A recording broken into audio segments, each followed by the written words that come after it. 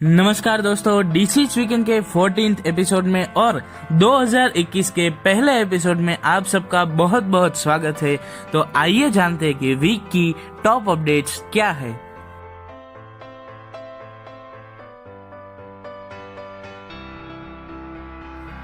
यहाँ पे अगली अपडेट निकल के ये आते हैं कि हमारे डीआरडीओ ने सहायक NG नाम का एक एयर ड्रॉप कंटेनर है, उसका हाल ही में सक्सेसफुल टेस्ट कर दिया गया है। जो सहायक MK1 इसके पहले का जो एयर ड्रॉप कंटेनर था उसका ही एक अपग्रेडेड वर्जन है, जिसकी कैपेसिटी करीब अप टू 50 kg का पेलोड है, उसको ड्रॉप करने की है।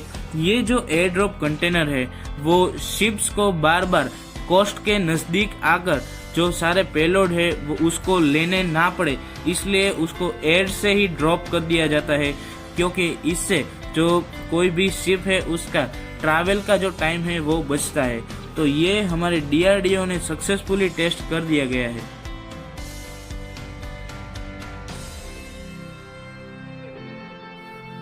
यहाँ पे अगली अपडेट निकल के ये आती है कि आप लोगों ने ये तो सुना ही होगा कि थोड़े टाइम पहले हमारी इंडियन नेवी है, उन्होंने यूएस के पास से 2 प्रेडिएटर ड्रोन्स हैं वो लीज पे लिए थे।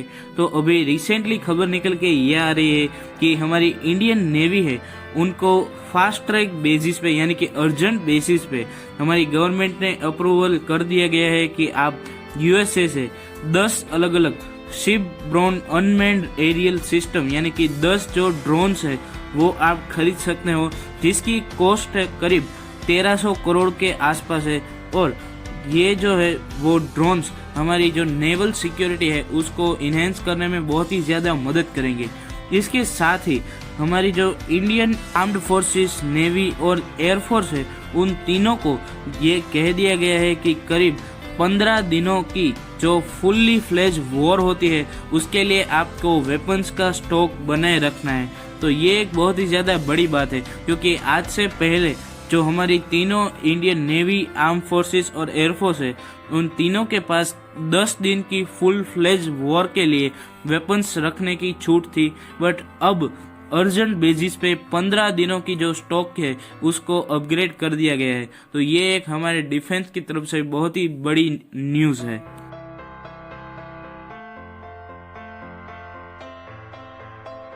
यहाँ पे अगली अपडेट निकल के ये आती है कि 28 दिसंबर 2020 को हमारे माननीय प्रधानमंत्री श्री नरेंद्र मोदी ने हमारे इंडिया की फर्स्ट ड्राइवरलेस ट्रेन है उसका उद्घाटन वर्चुअली कर दिया है, जिसमें DMRC यानी कि दिल्ली मेट्रो रेल कॉरपोरेशन है उनको प्रोजेक्ट ये पूरा किया था, जिसमें दिल्ली में 38 किलोमीटर तक का जो पाथ है जो जनकपुरी वेस्ट से बोटेनिकल गार्डन तक का है उसको चालू कर दिया गया है। और पीएम ने एड्रेस करते हुए ये भी कहा कि 2025 तक ये जो ट्रेन है वो करीब 25 अलग अलग शहरों तक फैल जाएगी, जो अभी सिर्फ 18 शहरों में फैली हुई है। और यहाँ पे ये जो प्रोजेक्ट अभी शुरू किया गया है इसमें 5 ड्राइवरलेस ट्रेन है उसको अभी 5 पे दौड़ता कर दिया गया है।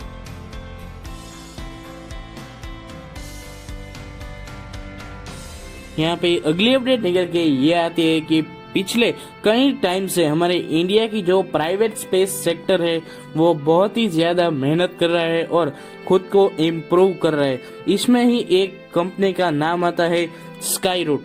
उन्होंने हाल ही में उनका कलाम 5 जो इंजन है उसका सक्सेसफुली टेस्ट कंडक्ट कर लिया गया है, जो उनके ही सबसे पहले लॉन्च व्हीकल विक्रम 1 में काम आने वाला है, जो उनके प्रपल्शन के लिए काम आएगा।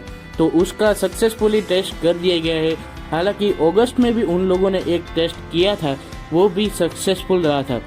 तो अब ये विक्रम 1 उसका जो लॉन्चिंग व्हीकल है वो 2021 में टेस्ट होने वाला है। उसमें प्रपल्शन के लिए कलाम 5 जो इंजन है इसका हाल ही में उन्होंने टेस्ट किया है, वो बहुत ही ज़्यादा काम आएगा। तो ये देख के हमें गर्व होना चाहिए कि हमारी इंडिया की जो प्राइवेट स्पेस प्लेयर्स है वो भी अपना बेस्ट देके और इतनी मेहनत करके हमारे जो इंडिया का जो स्पेस सेक्टर है उसे नई ऊंचाई तो ये तो हो गई इंडिया के जो प्राइवेट स्पेस सेक्टर है उसकी बात।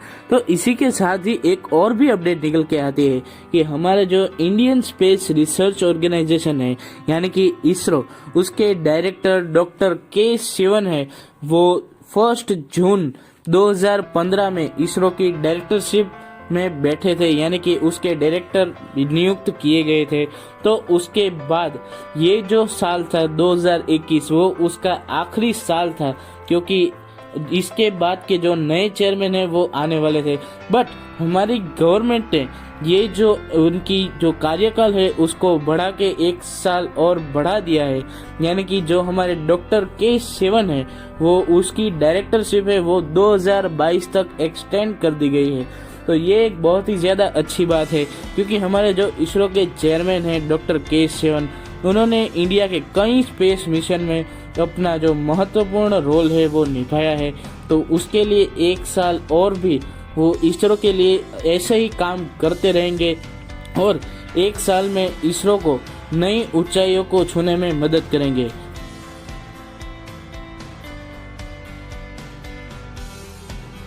यहाँ पे अगली अपडेट निकल के ये आती है कि 1 जनवरी को हमारी फाइनेंस मिनिस्ट्री है, उन्होंने प्रेस कॉन्फ्रेंस करते हुए ये कहा कि इंडिया से जब से जीएसटी लागू हुआ है यानी कि 2017 से, तब से अब तक का सबसे ज्यादा जीएसटी कलेक्शन है वो 2020 के दिसंबर महीने में हुआ है, जिसकी कॉस्ट करीब 1.15 लाख करोड़ की है।